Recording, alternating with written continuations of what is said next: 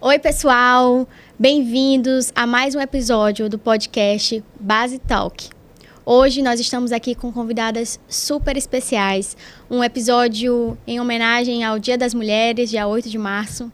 E hoje eu estou aqui com Isabela e Tamires. Queria dar as boas-vindas a vocês, dizer que é uma honra, um privilégio estar aqui dividindo essa mesa com vocês.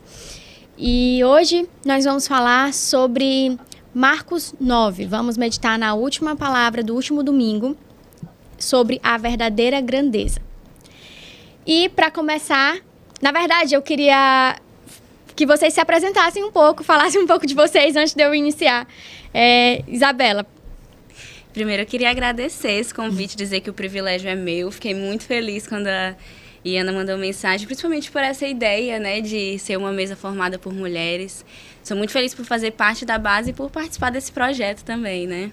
Eu me chamo Isabela, sou advogada, estou na base aí faz quase 3 anos, né, antes na antiga unidade, agora ali no Jaracati, que é a Renascença, e tá tudo junto. E no mais, assim, participo lá do PB também, estamos ali ativamente. Fico muito feliz com esse convite. Eu sou Tamires, né? Que também queria agradecer pelo convite, fiquei imensamente feliz. A base, ela é uma família para mim e eu tô lá desde 2021, mais ou menos, desde o primeiro prédio lá. E aí, eu sou enfermeira, trabalho como professora agora, atualmente, faço parte do grupo de música lá da igreja. E é muito satisfatório, né, poder participar de um momento assim. Muito bem, então antes da gente continuar, já ativa o sininho, dá o seu like e compartilha esse vídeo. Vamos lá, gente.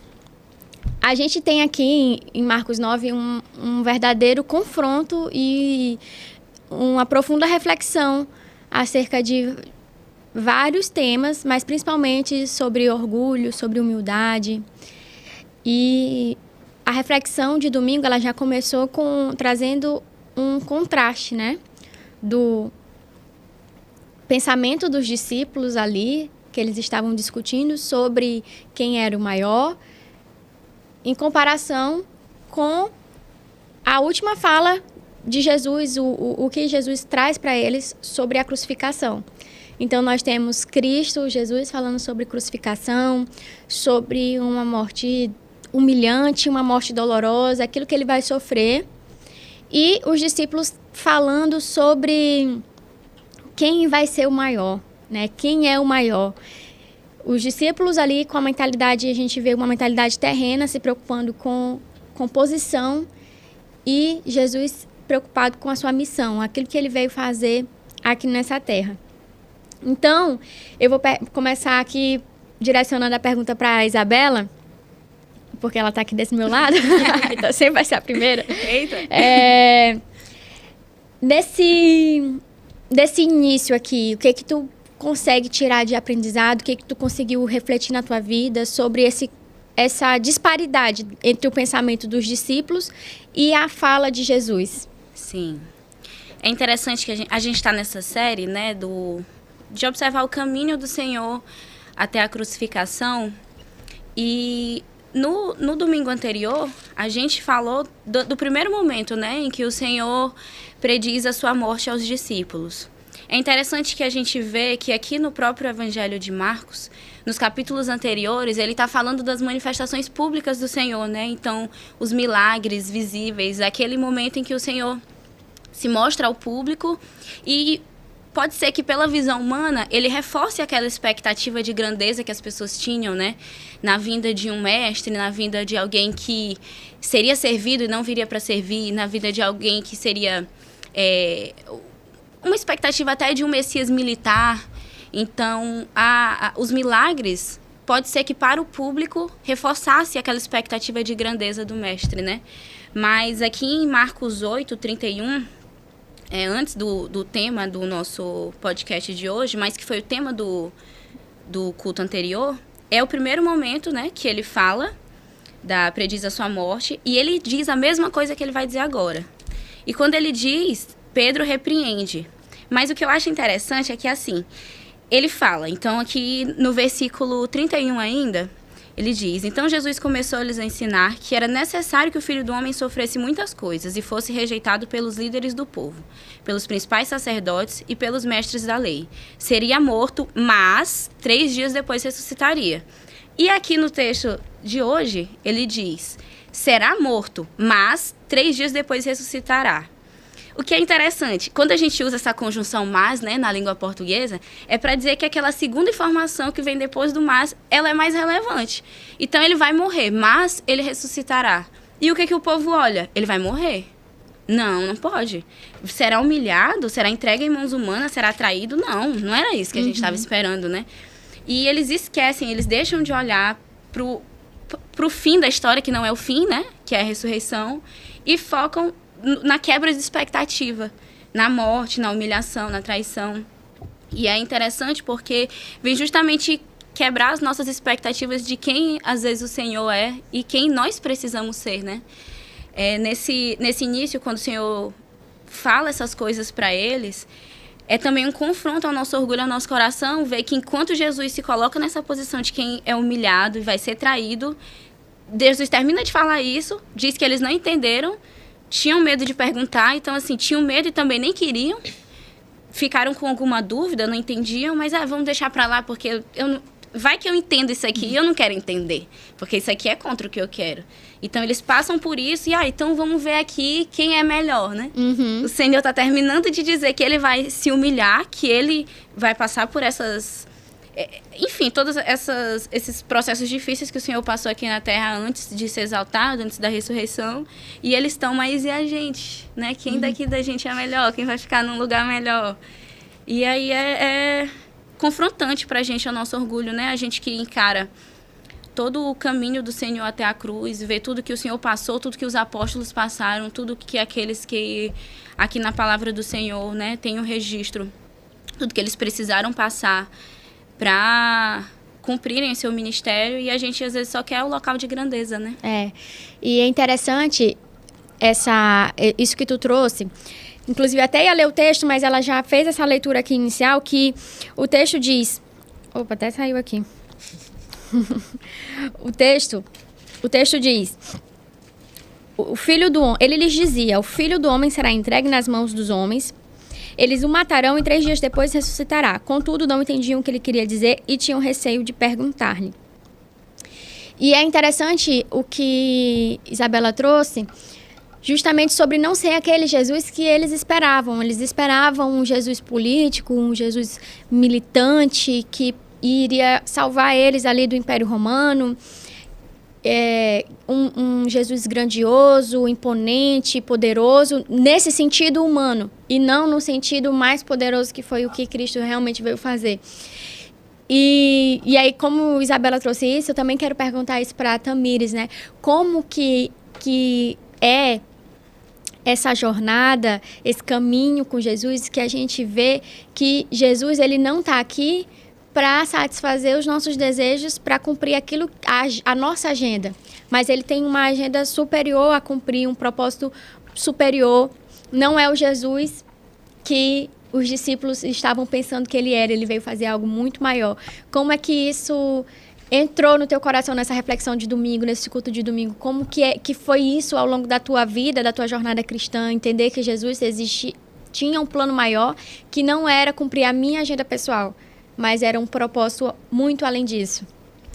Bom, é confrontador. Não, na verdade, a palavra é confrontadora. Se ela não faz isso, então a gente está agindo de forma errada, né? Então, é uma coisa muito interessante que Jesus vem trazendo e que, por vezes, passa despercebido, é justamente essa ideia de o Filho do Homem. Esse título que ele usa, para a gente pode até parecer comum e mais normal, mas para eles trazia essa ideia, justamente lá desde Daniel, essa ideia de grandeza, de um grande líder. Então eles imaginavam alguém que ia fazer uma revolução, alguém que ia fazer com grande poderio, né, com grandeza e etc. E aí Jesus vem trazer exatamente o contraste, né, a diferença do que seria ser grande de verdade. E aí Henry Nouwen, ele traz uma ideia muito legal, que é a respeito da mobilidade descendente, ou seja, o mundo, ele ensina pra gente a ascender sempre. Então, eu preciso estudar para ser melhor do que os outros, eu preciso ser o melhor advogado, eu preciso ser o melhor médico, eu preciso ser o melhor aluno, eu preciso ser o melhor filho. E Jesus vem trazer essa ideia de mobilidade descendente. Eu não vou melhorar para ficar melhor do que as outras pessoas, mas para servir as outras pessoas, né? Então, Deus, ele desceu até nós. Ele estava no posto mais alto que pode existir. E ele desce até nós. Então, como Cristo ele vem trazendo esse exemplo, e a gente vai ver isso, e foi bastante enfatizado desde a abertura do culto também a respeito disso, de que a gente deve seguir o exemplo de Cristo, né? Essa ideia de que Deus ele vem até nós, ele se humilha, e a gente tem em nós essa natureza de querer ser grande o tempo todo, de querer ser melhor o tempo todo, e eu vou estudar teologia para que eu consiga aprender melhor sobre Deus, para que eu consiga ensinar os outros, para que eu consiga servir melhor. Não, é uma ideia de que eu vou aprender e aí eu vou ser melhor do que as outras pessoas, eu vou ter um conhecimento melhor do que os outros.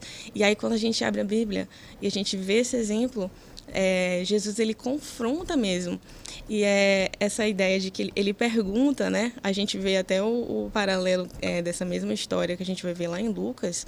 A gente vai ver que ele traz a palavra de que Jesus conhecia o que se passava no pensamento deles. Então, por mais que quando ele perguntou para esses homens, né, que eles estavam discutindo, e eles ficavam em silêncio, porque eles sabiam que era vergonhoso aquilo, né? E lembra bastante lá no Antigo Testamento, quando Deus vira e fala para Adão onde ele estava, onde eles estavam, né? E aí eles estavam escondidos por conta do pecado. E, por vezes, Deus faz sempre essa mesma pergunta quando a gente abre a Bíblia.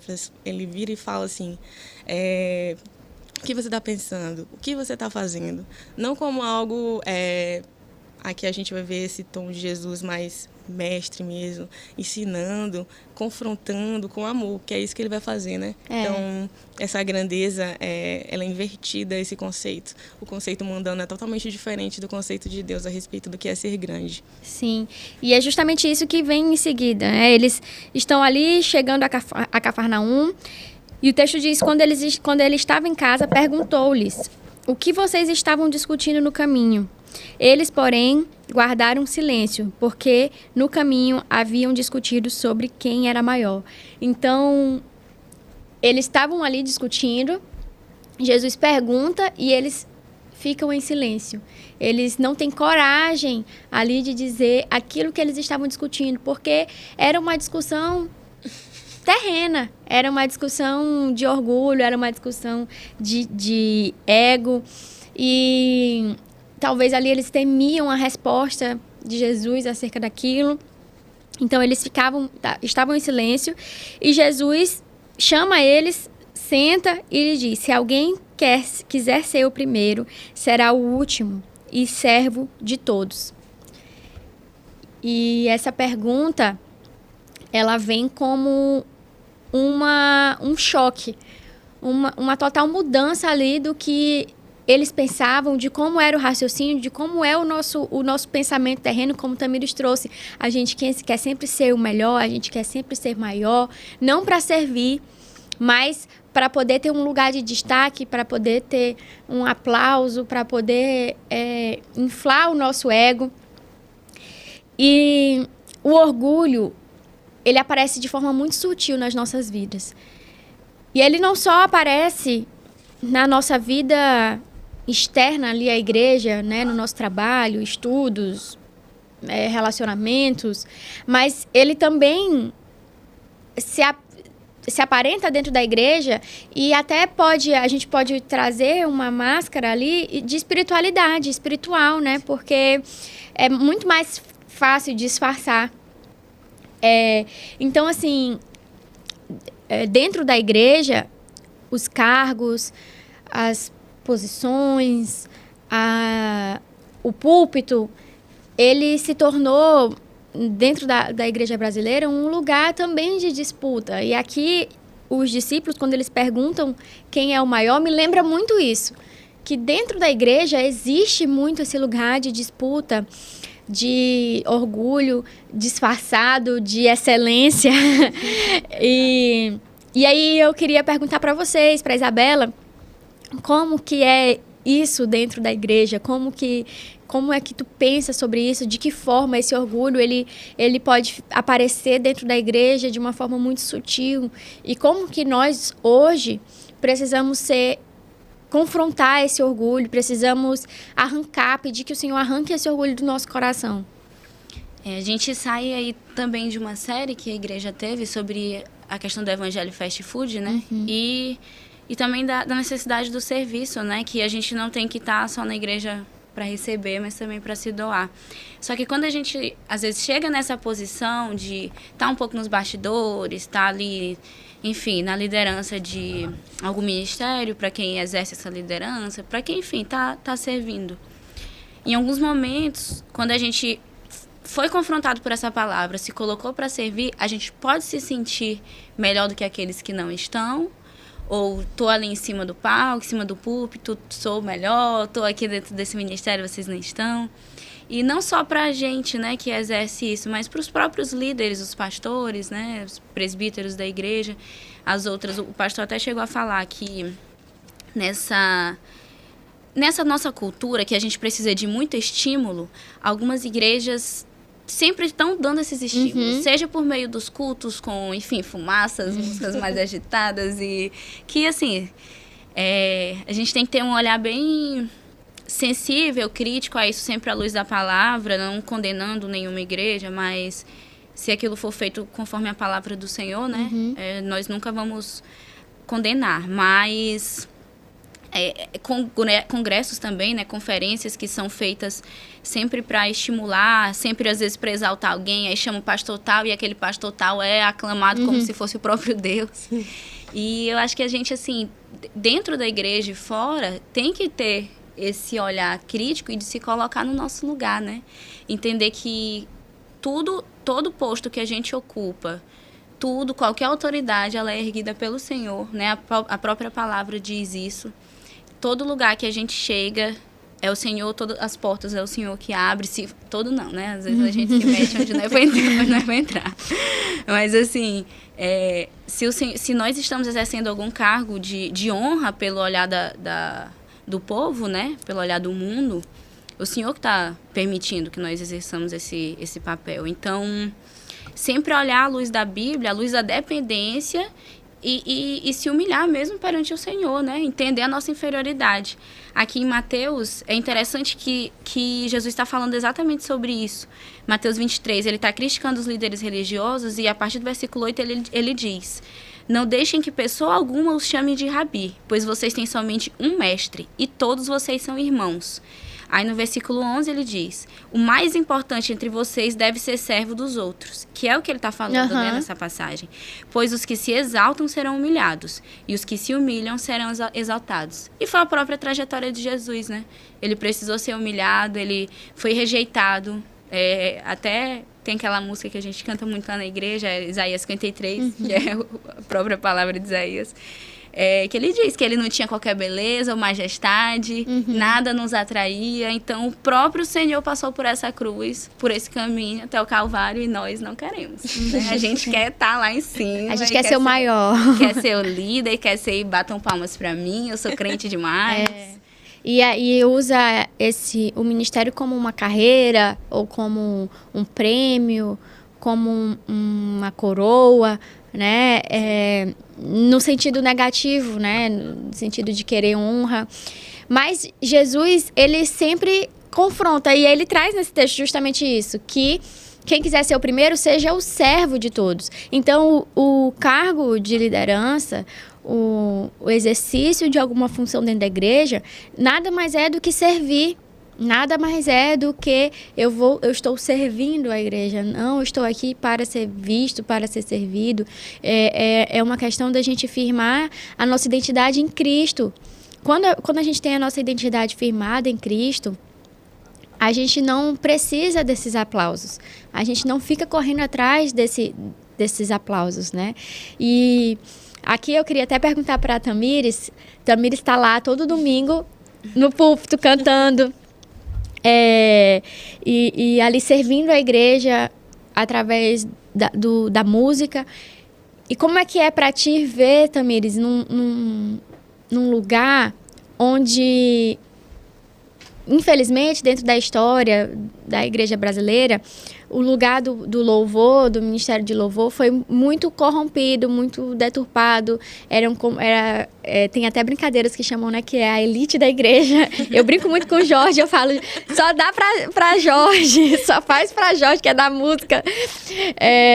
Mas infelizmente, foi um lugar que foi corrompido ao longo do tempo na igreja, o louvor elite e a panelinha do louvor, né? Mas ali vocês estão para servir. Como é que é para ti encaixar esse versículo na tua vida realmente ali dentro da igreja, servindo ali no louvor? Bom, tem uma fala de Vitor, desde antes de ele ser pastor, que eu nunca me esqueci, né? Então, quando ele começou a pregar, e aí a gente conversava, ele falava assim, que a coisa mais difícil que existia nesse meio, uma das coisas mais complicadas, era de saber lidar com elogios. Elogios eram bem mais perigosos do que as críticas, né? Então, a crítica a gente buscava ali melhorar, né? Deixava a gente humilde. Mas os elogios são difíceis, eles envaidecem o nosso coração. E é preciso, uma fala que Davi disse, que ficou marcado, eu até anotei isso no culto, é a respeito de que essa ideia de servir, né, esse termo diáconos que aparece lá, ele não é só uma posição, ele é uma postura do coração. Então, eu preciso que o meu coração ele esteja assim, que o meu coração ele esteja de joelhos, né? Então, quando eu fui aprender teologia, por exemplo, foi justamente para que eu conseguisse servir melhor. Então, por exemplo, a respeito das músicas, o que as músicas falam, né? Lá no grupo, basicamente, a gente fica rindo, a gente trabalha bastante. Desde limpar o chão da igreja, a gente já limpou. Então, isso não é só a estrela do louvor, né? Mas é basicamente a gente observar que o nosso trabalho ele vai além disso. Se eu canto para Deus, e eu canto porque Deus me permitiu fazer isso. Então, nada que eu tenho, nada que nenhuma habilidade ou talento é para que ele seja para me enaltecer, né? Então, quando a gente tem essa ideia de brilhar, de querer ser melhor, porque eu quero ser maior, inclusive tem uma fala no livro bastante interessante que é do Cristianismo Puro e Simples, né, que C.S. Lewis ele vai destacar lá que o orgulho não basta para ele ser ser melhor. Ele quer ser melhor que algo, né? Verdade. Então a gente nunca está satisfeito. Então inclusive a discussão dos discípulos não era basicamente em querer ser melhor. Eu queria ser melhor que alguém. Então, por exemplo, eu vou ser maior que João, eu vou ser maior que Pedro, eu vou ser maior que todos. Então, ele não se contenta só em ser melhor, né? Que quando a gente estuda, quando a gente melhora, para que a gente faça melhor para Deus.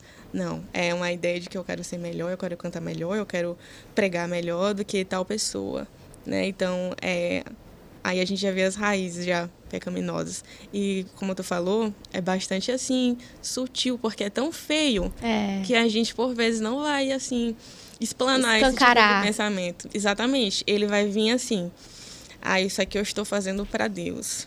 Isso aqui eu estou fazendo para a minha comunidade, para que a minha comunidade cresça, para que seja melhor. Mas quando, na verdade... Exatamente, a gente precisa se deparar com a pergunta que Jesus faz, né? Tipo assim, o que você está discutindo, o que você está pensando, né? E aí a gente, quando a gente para ver dentro de nós, a gente se depara com esse tipo de situação. Então é bastante confrontador, porque a palavra ela vem justamente para isso. E Jesus sabia o que ele estava fazendo, e ele precisava reparar isso. Estava nos últimos momentos, então por isso que ele estava mais recluso mesmo com os discípulos, e aí é importante a gente pensar isso. O que eu ando fazendo quando a gente se depara com esse tipo de palavra, né? Será que eu estou cantando para Deus ou estou cantando para mim vai descer?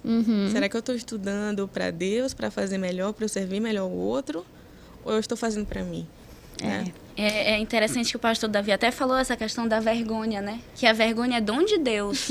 E que, assim, se a gente nesses momentos se encontra envaidecido, orgulhoso, e a gente sente a vergonha, glória a Deus por isso, né? Porque nós estamos... Assim, o Senhor, na verdade, está quebrantando o nosso coração para que a gente possa se arrepender e mudar de comportamento. Sim. É ruim quando essa vergonha não vem acompanhada, né? Dessa mudança de comportamento. Mas, enfim, no momento que eles não respondem porque eles sentiram vergonha, ali já foi o Senhor começando a quebrantar o coração para ir... transformando, né? Sim. Os discípulos. E é interessante porque a gente está falando aqui de orgulho, de humildade, e o texto, foi uma coisa que Davi frisou também na pregação, o texto, ele não traz, se você quiser ser o último, ou seja o último. Ele traz, se alguém quiser ser o primeiro, será o último e servo de todos. Então, às vezes, o orgulho, ele vem disfarçado de uma falsa modéstia, de uma falsa humildade. E que também é orgulho. Então, assim, não, eu quero ser o último. Não, sabe? Não, eu sou muito ruim mesmo. Não, eu canto muito mal. A pessoa canta bem, não diz obrigada. Diz, não, eu canto muito mal. Nossa, isso aqui, né, elogia. Não, eu sou muito ruim mesmo, né? Então, vem muitas vezes assim, o orgulho disfarçado dessa falsa humildade, dessa falsa modéstia. E o texto, ele não traz isso. Ele traz, se você quer ser o primeiro, vai ser o último sendo servo de todos, né? Então, é interessante como Jesus traz essas várias nuances ali do orgulho e confronta profundamente, não é um confronto superficial, é um confronto profundo do nosso coração orgulhoso. E aí o texto continua e ele diz assim, só um minuto, porque aqui o celular ele tem vida própria, ele está no momento dele. Eu vou aproveitar aí que tu tá procurando. Pronto, pode. Eu até trouxe, ontem a gente revendo um pouco desse tema, né, da questão da humildade. Tim Keller, né, eu até trouxe aqui o livro, mas agora eu não vou achar também. Mas ele fala que o contrário do orgulho não é essa inferioridade da gente querer dizer que é o pior, que, não, todo mundo é melhor que eu. Não é. É o autoesquecimento, né? Então, não é eu não sou o melhor, eu sou o pior. É você não olhar para si, olhar para Deus e para o outro e se esquecer e não se preocupar se você é o melhor ou se você é o pior. Fazer sempre, né, como a própria palavra diz, quer comais, quer bebais, façam sempre como se fosse para o Senhor, né? Então, tudo que a gente faz, se a gente está fazendo algo para o Senhor, é algo bem feito. No nosso trabalho, na nossa casa, no ministério, mas que tudo isso realmente seja para Deus, né? E que a gente esqueça. Então, Tim Keller diz que até a baixa autoestima é sinônimo de orgulho. Ego. É ego. Então, é porque você tá tão preocupado. Não, eu tô feio. Não, eu acho que eu não sou melhor que ninguém. Eu não sou boa aqui nesse local que eu trabalho. Porque você tá tão, né, olhando para si. Então, é interessante esse paradoxo, porque o Senhor, é o que o pastor Davi disse, né? Ele não nos chama para não estudar, para não trabalhar. Pode passar essa impressão se você não tiver uma compreensão correta da palavra, né? Ele nos chama justamente para que a gente deixe de olhar para si e olhe para o outro, né? É o autoesquecimento. E falando de olhar para o outro, eu encontrei aqui, o celular tinha saído, mas o próximo versículo é que ele toma uma criança, coloca no meio deles e, pegando-as nos braços, lhe disse: quem recebe uma dessas crianças em meu nome, recebe a mim. E quem recebe a mim, não recebe a mim, mas aquele que me enviou.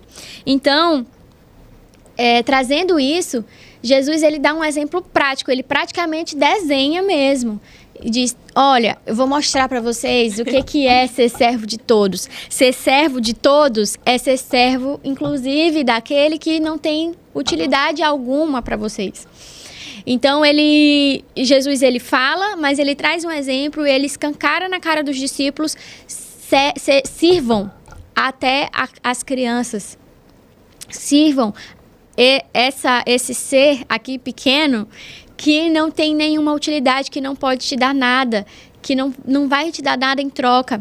Então, como que para vocês, e eu vou trazer aqui a pergunta para a Tamires, como que é para ti esse confronto aqui que Jesus traz, esse exemplo prático de que nós temos que servir a todos, e todos é todos.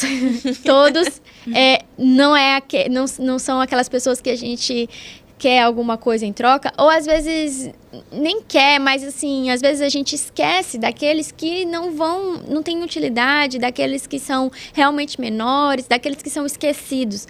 Como que foi que isso te impactou? Como que isso veio ao teu coração nesse texto?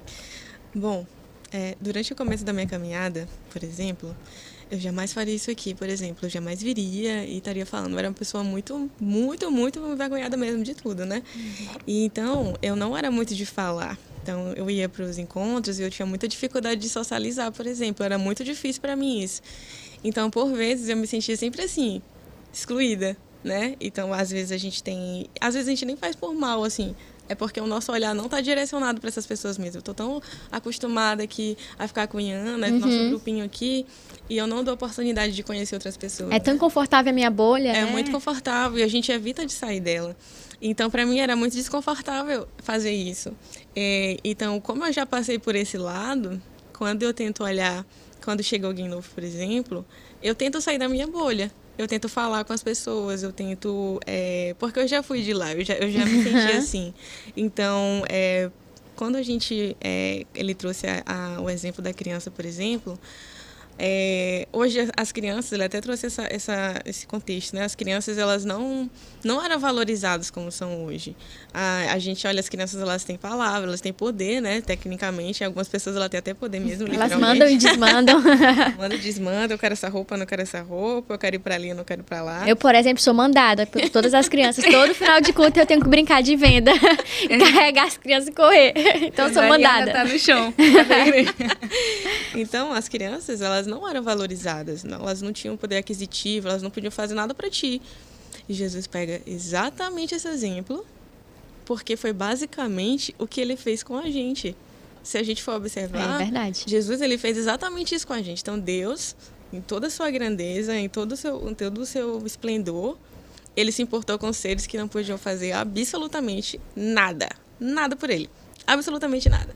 Então, ele se humilha, ele morre por essas pessoas que não podem fazer nada para ele por amor. Então, quando a gente vê esse exemplo, o exemplo máximo que a gente tem, Deus fez isso. Por que eu não posso fazer?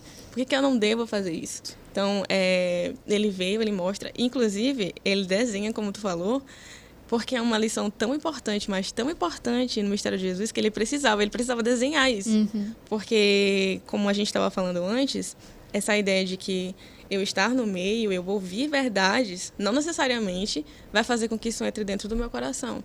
E os discípulos estavam ouvindo aquilo. Eles estavam viram todos os milagres, conviveram com Jesus. Aqueles homens viveram com Jesus, andavam com ele todos os dias, conviviam todos os dias. E após a fala de Jesus, eles simplesmente estavam discutindo para saber quem era o maior. Então, às vezes, a gente está indo no culto todo domingo, a gente participa dos PBs, a gente participa de ministérios, a gente está ativo dentro da igreja, mas o nosso coração está muito longe, muito longe. Né? Então, é importante a gente estar sempre voltando para a palavra mesmo, para ser confrontado. Sim, e é importante isso, porque o tempo na caminhada vai fazendo a gente se acostumar. Eu falei isso da outra vez no podcast aqui. Durante a caminhada, a gente vai se acostumando, a gente vai aprendendo como se comportar dentro da igreja, como performar dentro da igreja. E é justamente isso. Quando a gente é encontrado pela graça, a gente se sente como essa criança, de fato, que tu trouxe. E a gente realmente é essa criança, que não pode oferecer nada em troca.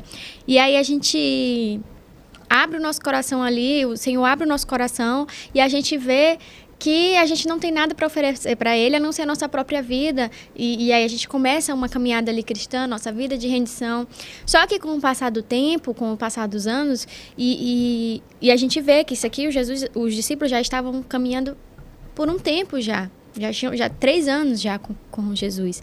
E aí, no início, a gente sou como essa criança. E no final, a gente quem é o maior.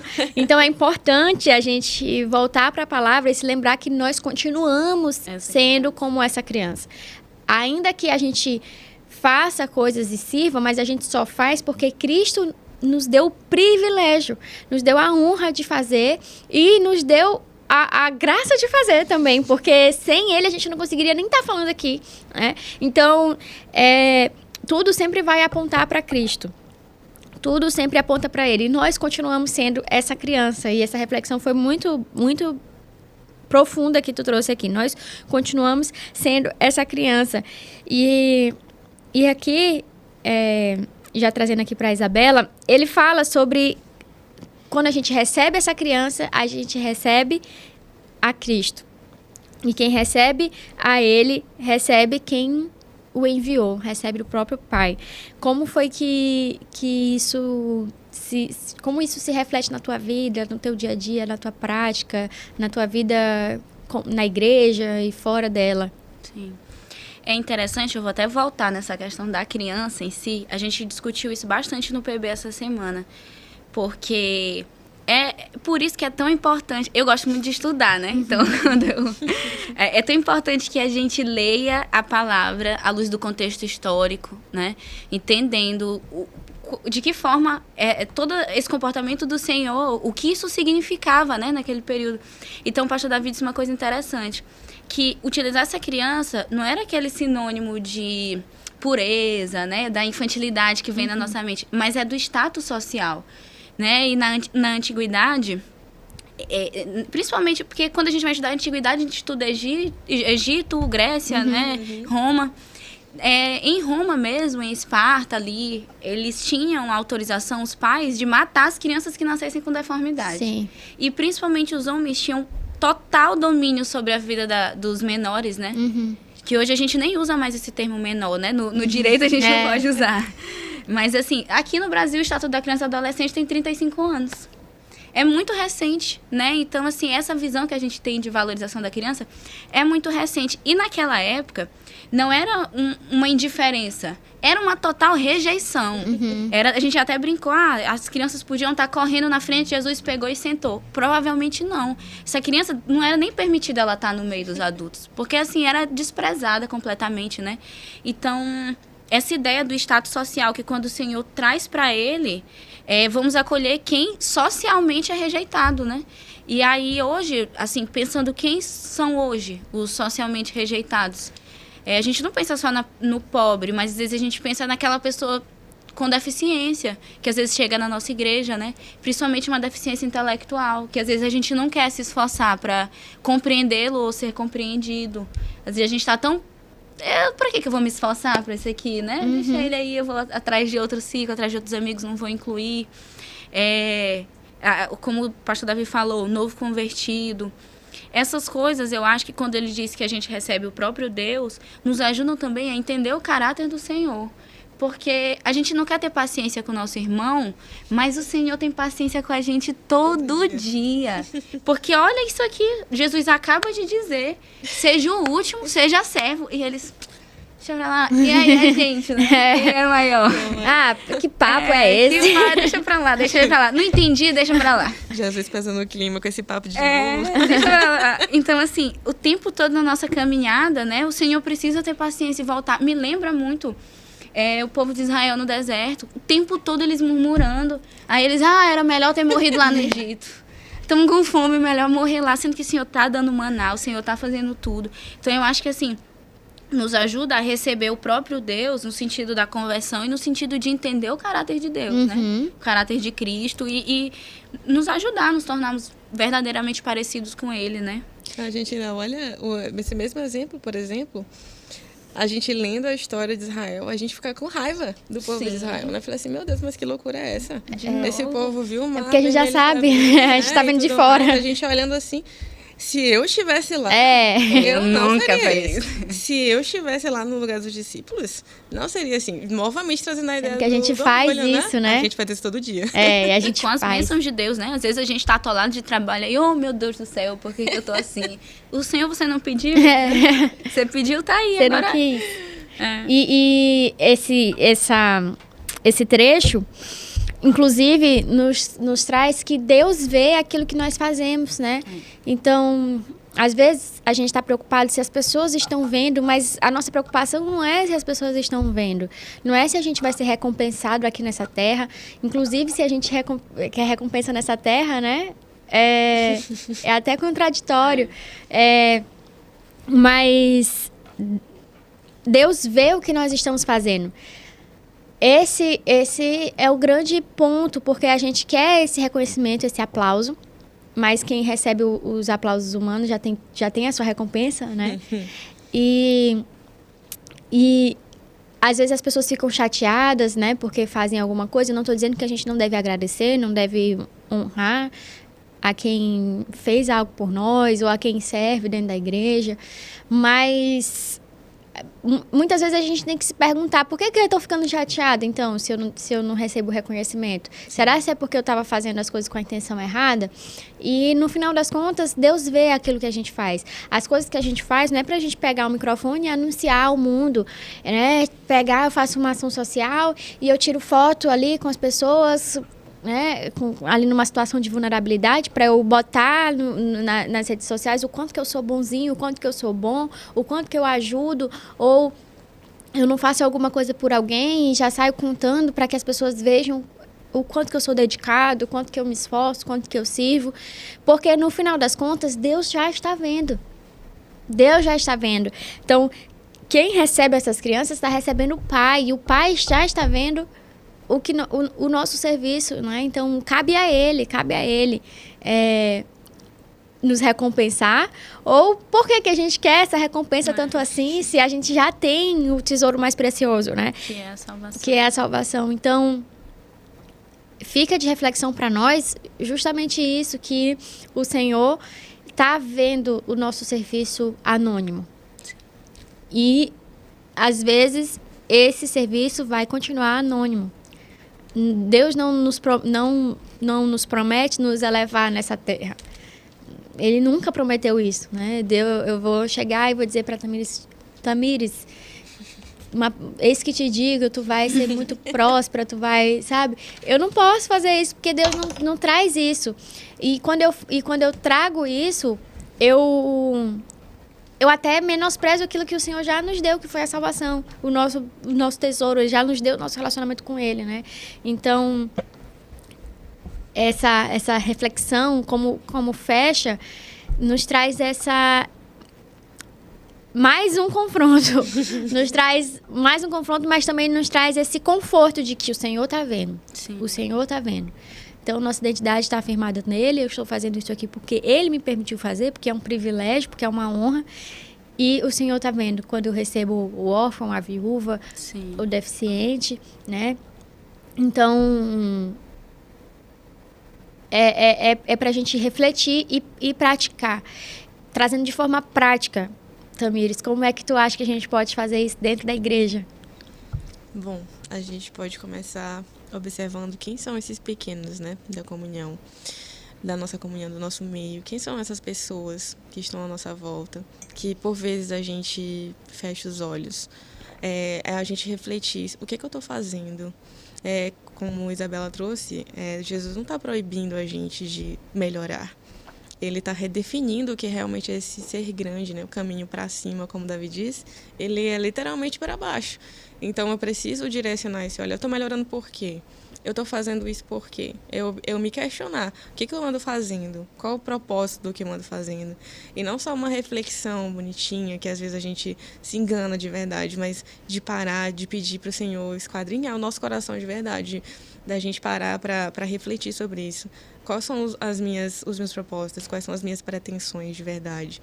E a gente agir. Porque, por vezes, a gente fica nesse campo de pensamento e a gente não age, né? Mas eu estou oferecendo ali carona para o irmão que não tem carro. Eu estou me importando com essas pessoas. O irmão faz muito tempo que ele não vai na igreja. Eu estou mandando uma mensagem para saber como ele está. E aí esse irmão, por vezes, não vai ser o irmão que está lá na frente, ou o pastor, algo assim, mas alguém que não tem cargo nenhum, alguém que está indo ali, está no começo da sua caminhada. Eu já parei para conversar com esse irmão, para saber da vida dele. Às vezes a gente descobre, por vezes, que o irmão está precisando de algo, conversando com ele. E às vezes a gente não se dá nem esse tempo, a gente não se dá nem essa oportunidade de estar ali mais próximo, né? Porque a gente já está tão fechadinho nas nossas bolhas que a gente não faz isso. E quando a gente se depara com a palavra, ela precisa realmente entrar no nosso coração. Ela precisa sair da mente e ir para o coração de verdade. Então, quando a gente se depara com esse tipo de palavra aqui, a gente voltar e observar as nossas próprias ações, as nossas próprias atitudes, né, a respeito disso.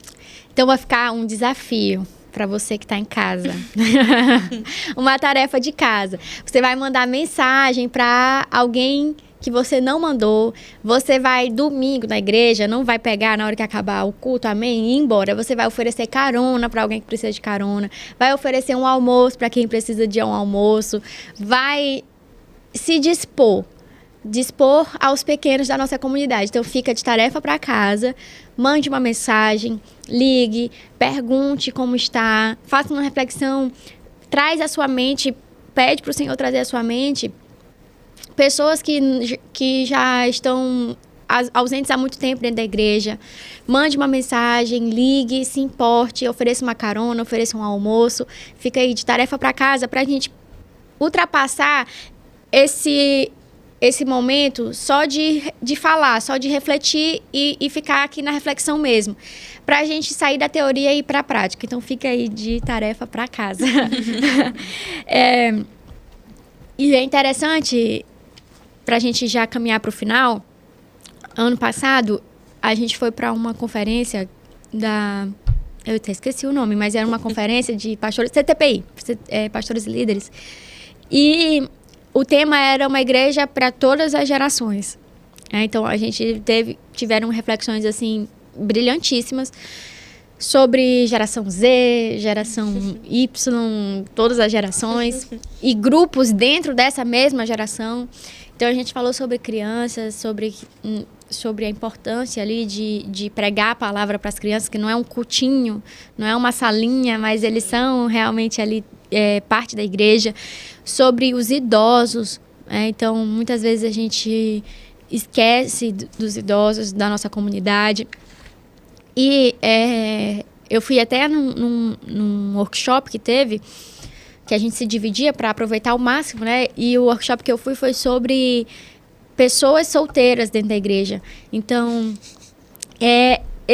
foi muito interessante, porque, assim, às vezes a pessoa lá tá em casa, aí eu não ando mais como solteira. Eu não vou mais, sabe? Eu não vou mais para esse grupo de jovens, só jovem que não tem nada na cabeça. Eu não vou mais, sabe? Então, a gente, às vezes, utiliza da nossa situação, da nossa condição atual, para excluir pessoas, né?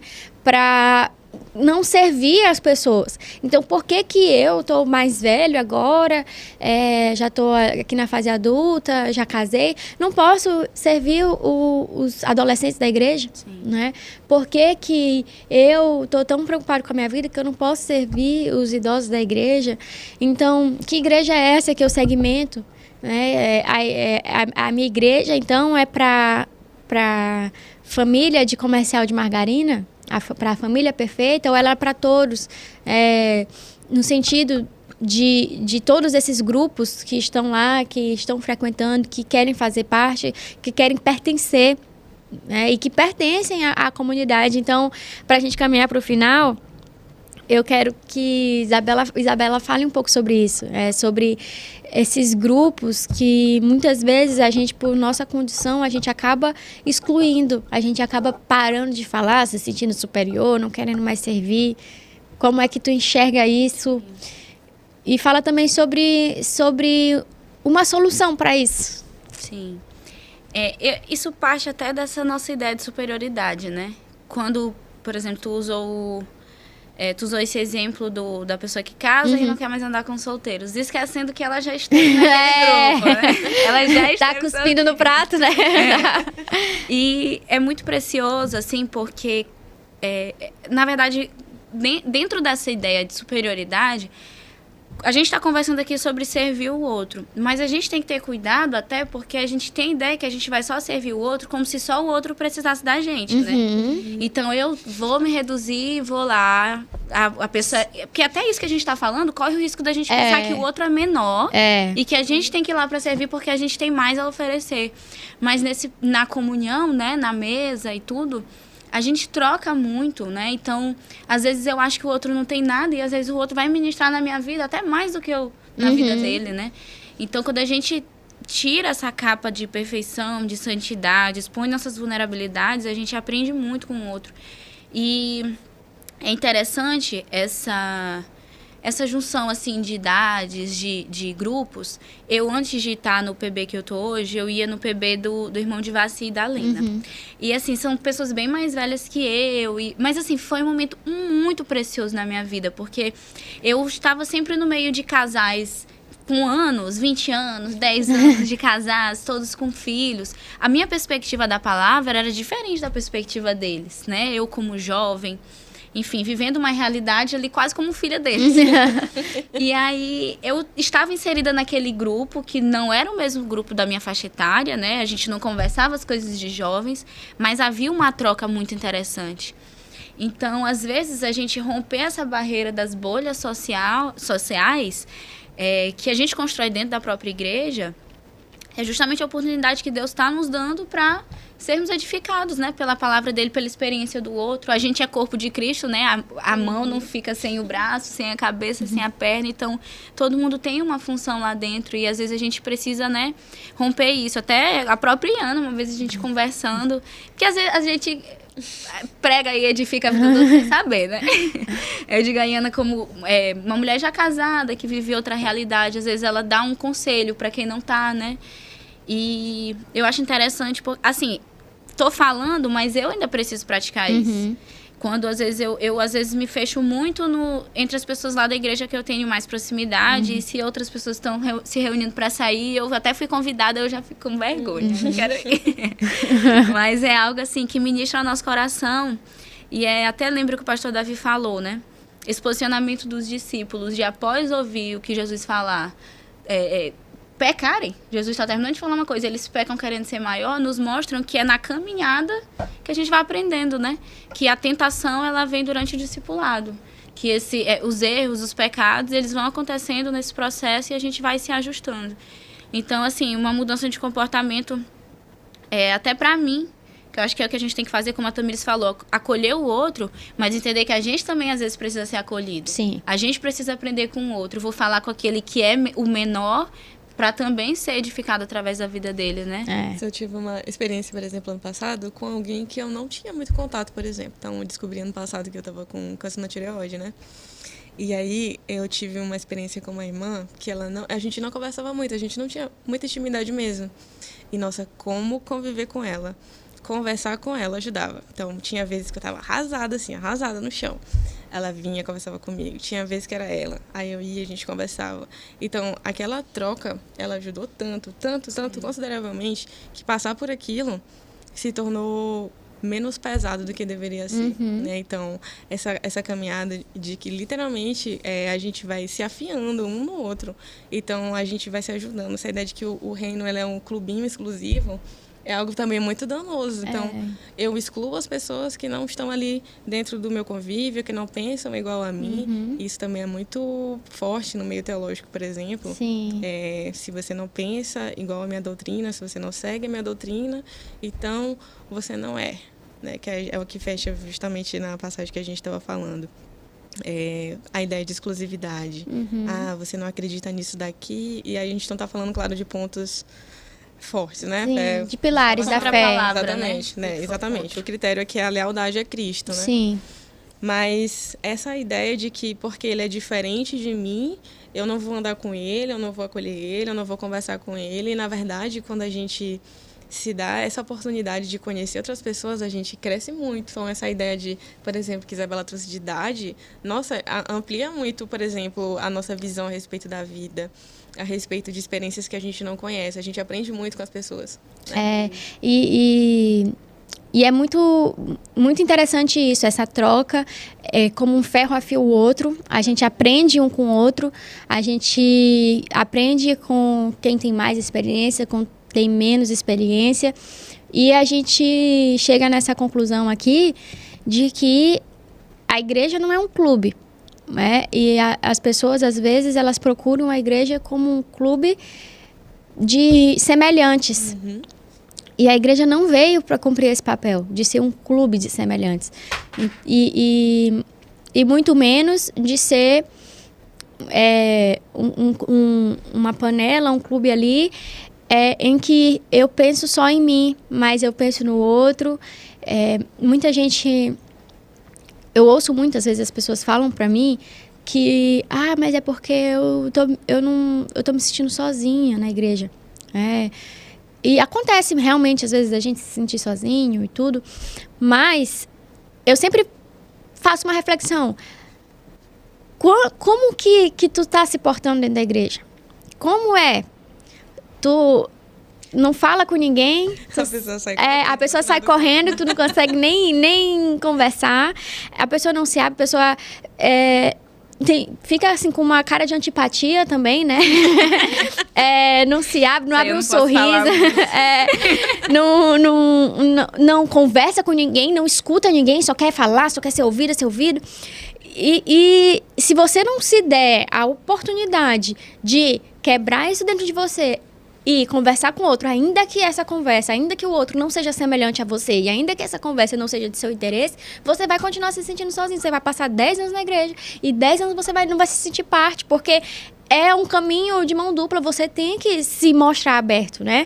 Então, aí a gente sai aqui hoje entendendo que a igreja não é um clube, que nós devemos também nos esforçar, nos abrir. Inclusive, quando acaba o PB dos jovens, eu já vou... Tu não sai, tu vai sair com a gente, não vai te embora, vai sair com a gente. E Ana, mas vai ser lá no não sei aonde, vai ser muito longe. Sábado que vem a gente vai no bairro mais perto. Esse sábado a gente vai longe mesmo. E a gente vai fazendo assim para poder a gente realmente entender que não é para me satisfazer. Eu não tô num clube. Se eu quisesse ir num clube, eu ia lá e assinava, entendeu? E eu ia me reunir só com os meus, só com os semelhantes. Mas a igreja não é isso. Essa não é a missão da igreja. Então, pra gente se encerrar aqui hoje, eu queria que vocês fizessem uma breve reflexão, né? Daquilo que... Deixassem uma mensagem final aqui pro pessoal. Daquilo que mais impactou vocês e daquilo que vocês, assim, esperam daqui pra frente. Eu até tava brincando antes da gente começar que no Natal a gente fez uma festa lá na igreja, né? E eu era uma princesa orgulhosa. Super orgulhosa. Nem me converti. O roteirista não deixou me converter. Não, depois alcançou no final. Alcançou o reino, mas eu não sei se a minha personagem se converteu. E é interessante que a gente sai desse local, né, de interpretar um orgulhoso, e não só interpretar, porque a gente vive, né, a gente tem que ter essa humildade também de lembrar que nós somos orgulhosos. E para discutir sobre essas reflexões que o Senhor nos traz. E, assim, fui muito edificada. Esse caminho do Senhor, né? Esse momento em que ele sai ali do público e volta para os 12. É muito precioso, porque ele fixa no coração deles e no nosso aquilo que ele queria que as pessoas guardassem, né? Que eles guardassem para posteriormente edificar a igreja e nos edificar hoje. Então, para mim foi muito confrontador, como a Tamires disse. Me edifica muito. E, assim, eu até encerro aqui a minha fala com uma coisa que o pastor Davi falou, né? A frase para o livro, que me disseram que vão fazer um livro de frases impactantes do pastor Davi. Que ele diz: o critério para fazer parte do reino não é a filiação a um grupo, mas a autenticidade da fé. Né? Então, apesar dos pequenos grupos, a gente faz parte de um grupo maior, que são o grupo do reino de Deus, né? O grupo daqueles que pertencem, daqueles que foram escolhidos pelo Senhor. E pertence a esse grupo quem tem a fé verdadeira, quem está alicerçado na palavra, quem é obediente à palavra do Senhor. E isso é independente de denominação, de idade, enfim, de gênero, de tudo, né? Então, essa reflexão que a gente comece a praticar, como a Tamires disse. Sai aqui do teórico e leve para o empírico. Que realmente isso entre no nosso coração e provoque uma mudança de comportamento, né? Sim. E aí, para finalizar, tem uma frase do Bonhoeffer, que ele fala assim, que quando Cristo nos chama, ele está nos convidando para vir e morrer. Então, basicamente, o que a Isabela estava falando no começo, né, do livro, que é o ato da gente se auto-esquecer, né? Então, eu preciso servir, eu preciso estar ali, eu não estou fazendo por mim, né? É eu olhar o outro, eu me importar com o outro. Dentre essas falas que estava falando do livro, tem uma que ele falou também, que eu anotei, muito interessante, né?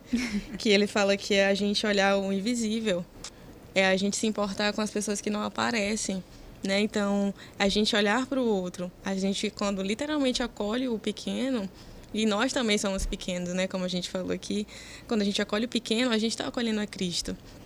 Então, é a gente se importar com essas pessoas, a gente lembrar que o exclusivismo, ele é uma armadilha. E que o caminho para a grandeza, ele não é para cima, ele é para baixo. E se eu estiver tentando caminhar para cima, a gente cai. A gente cai. E o Senhor derruba mesmo. É bom que derrube mesmo, graças a Deus. Minhas irmãs, foi muito bom estar aqui nessa manhã hoje com vocês. Eu fui muito edificada com essa conversa, aprendi muito mesmo aqui. E eu espero realmente que ultrapasse a teoria, que a gente consiga desde já, exercer aquilo que nós conversamos hoje. E estamos ansiosas pelas cenas dos próximos capítulos, né? Pela nossa próxima série. Então, eu faço um convite para você que está em casa, para estar conosco no domingo, 10 horas no nosso culto. E tem mais um convite. Na sexta-feira agora, às 9 horas, nós temos nossa vigília de oração. E a vigília tem sido um momento muito edificante, muito, muito prazeroso, muito bom para nós. Então, se você puder, vá à vigília e também fica o convite para o culto de domingo. Aos sábados, às 17h30, nós temos o Base Jovem. Temos também nossa programação, os PBs. E estou muito feliz, gente, de estar aqui hoje, de ter aprendido isso com vocês. Eu vou pedir, então, para a Tamires fazer uma oração, encerrando. E já não se esqueça, ativa o sininho, deixa o seu like, compartilha esse vídeo. Eu acho muito legal falar isso. E se inscreva no canal! Eu tava faltando essa informação. Pronto, Tamires, está contigo. Pode fazer a oração. Sim, nós te agradecemos por essa manhã, Senhor, tão prazerosa, meu Deus, onde nós podemos falar sobre a Tua Palavra, Senhor, aprender mais, Senhor, conviver, Senhor. Nós te agradecemos, meu Deus, por esse privilégio, Senhor. Muito obrigada por isso, Senhor, que o nosso coração ele possa ser sempre servo, meu Deus. Amém. Que quando o orgulho tentar falar mais alto, Senhor, que o Senhor nos lembre de quem nós somos e de quem Tu és verdadeiramente, meu Deus. Quebra em nós, Pai, esse orgulho. O Deus eu é um Deus mau demais, Senhor. Nós não queremos servi-lo, Pai. Que Tu sejas o centro da nossa vida, que o Senhor alinhe todos os amores, Pai, que existem dentro do nosso coração. Amém.